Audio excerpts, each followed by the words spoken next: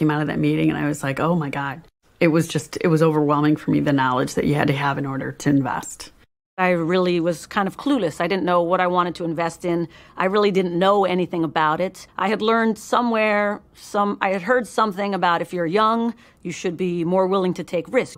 Other than that, I really knew nothing. And that's one of the best aspects of this. They showed you the plan. You either had your choices between an aggressive investment, moderate, or conservative. You know, there was nobody there managing my money. It was all up to me.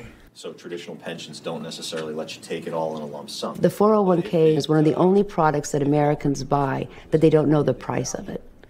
It's also one of the products that Americans buy that they don't even know its quality. It's one of the products that Americans buy that they don't know its danger.